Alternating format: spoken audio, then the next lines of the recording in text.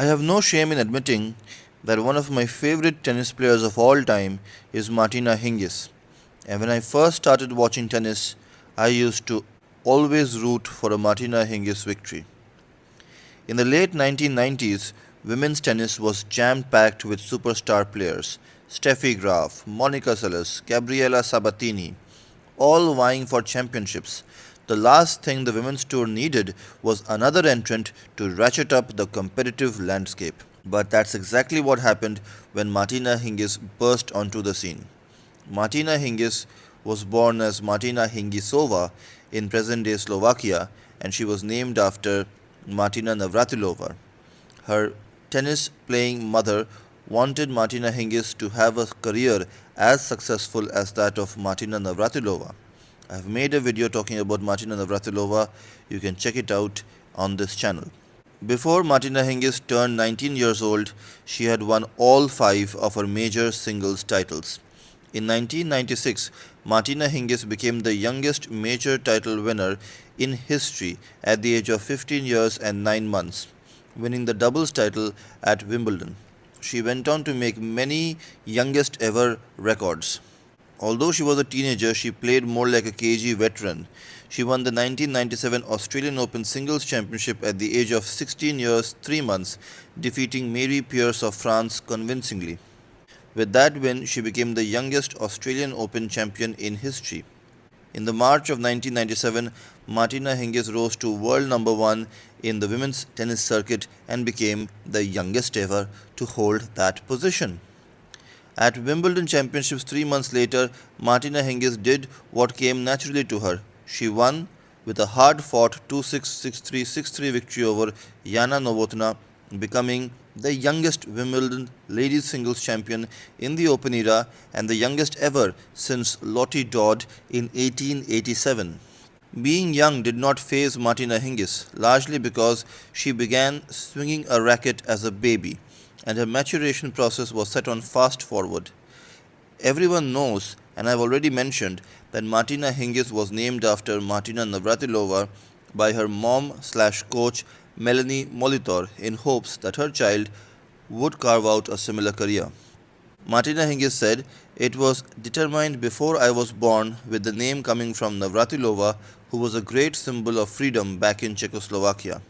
She was more than just a tennis player, she was a living legend, and my mother was a former professional tennis player herself, so that goes with it. She taught me to play at the age of 2, pretty much as soon as I started walking."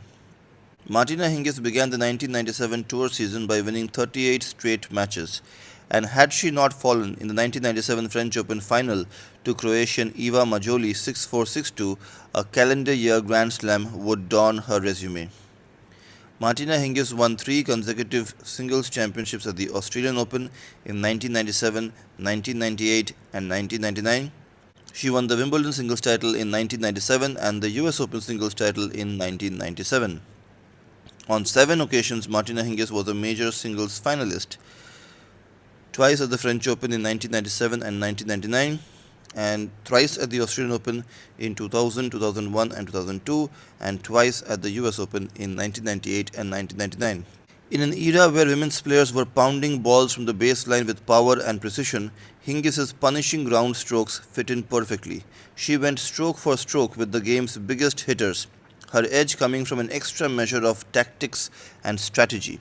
She played at a fast pace, controlling the game's rhythm, and covered every inch of the court with quickness, speed, and agility. Her counter-punching abilities were fierce. She hit balls early, advancing inside the baseline to crush her forehand or two-handed backhand at every opportunity. Her hand-eye coordination was supreme and was developed by learning to ski and swim at the age of 3. When Martina Hingis was dominating the game, her tenacity, fight, and resolve was on a different level than her opponent. Martina Hingis enjoyed great success in Melbourne and was a crowd favourite there.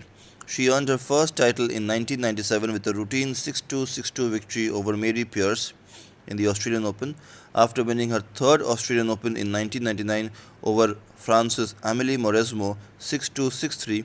Martina Hingis delighted her adoring legion of fans by tossing her match racket and 2 others from her bag into the stands. She then ran across court to greet her mother, sitting 10 feet high in the stands. All but one of Martina Hingis' major victories were won in straight sets. Not only was Martina Hingis placing a stranglehold on the women's game, she was snuffing out her opponents in convincing fashion. Yana Novotná extended her to 3 sets at Wimbledon in 1997, but each subsequent major victory was exceedingly more impressive. Her most dramatic defeat in a final came at the French Open in 1999, where she let a 6-4, 3-1, then 5-4 lead of Graf dissipate into a 4-6, 7-5, 6-2 defeat. Martina Hingis also lost the 2000, 2001, and 2002 Australian Open finals to Lindsay Davenport and twice to Jennifer Capriati. In the first part of her career from 1996 to 2007, 9 of her 15 major titles were earned in women's doubles, with the 1998 season her finest as champion of all 4 majors, only the 4th woman in history to achieve that distinction. All of those doubles titles came against Lindsay Davenport and Natasha Zvereva, and all but the Australian with partner Mirjana Lucic were won alongside Yana Novotná. Other doubles titles were earned with Helena Sukova, the 1996 Wimbledon title, Zvereva 1997 Australian Open, Anna Kournikova 1999 and 2002 Australian Open, and Mary Pierce the 2000 French Open. When she and Novotná won the 1998 US Open, she earned a career Grand Slam, becoming the 17th player in history to earn that distinction, also the youngest ever. And with all achieved in the same calendar year, she became the 4th player in history to claim that honor. Martina Hingis played on the Swiss Fed Cup team from 1995 to 1998 and 2015 to 2017, leading her team to the 1998 final. She was a member of the 2001 Hopman Cup championship team that defeated the United States of America. Tennis magazine ranked Martina Hingis 22nd in its list of the 40 greatest players of the magazine's 40-year history. Injuries to her ankles and hip forced Martina Hingis into retirement only at the age of 22 in February 2003. She returned to the tour in 2005 with success, winning the 2006 Australian Open with Mahesh Bhupathi of India. She retired a second time in 2007 and was inducted into the International Tennis Hall of Fame in her first year of eligibility. She came back from retirement after being inducted into the Hall of Fame and added 10 more majors to her resume. What were these majors?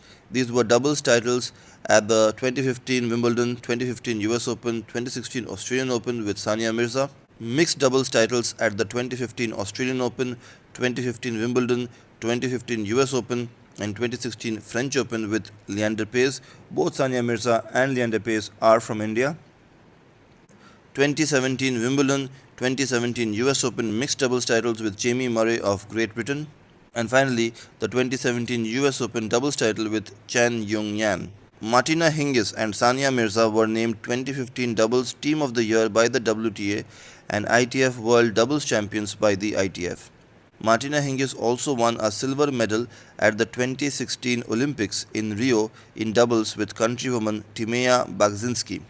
When Martina Hingis reached the 2016 French Open mixed doubles final, she became one of the few players to have reached the finals in all 4 majors in all 3 events. Which 3 events? Singles, doubles, and mixed doubles. She also became just one French Open singles title away from winning a career box set, that is, winning all 4 titles in all 3 events. The only title missing from her resume was a singles title at the French Open, where she lost against Eva Majoli in 1997. This group is incredibly elite, as only Margaret Court, I have made a video about her, Martina Navratilova, I have made a video about her, and Doris Hart are included. So next video should be on Doris Hart. Billie Jean King, like Martina Hingis, ended her career just 1 win away. Billie Jean King needed the Australian doubles to complete this rare feat, whereas Martina Hingis needed the French Open singles.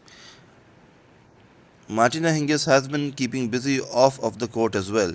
In 2015, she was named the first global ambassador of the International Tennis Hall of Fame. She followed in her mother's footsteps and coached Anastasia Pavlyuchenkova, Sabine Lisicki, and Belinda Bencic. Martina Hingis announced her retirement at the 2017 WTA finals in Singapore where she and Chan lost in the semi-finals. But Martina Hingis finished the year ranked world number 1.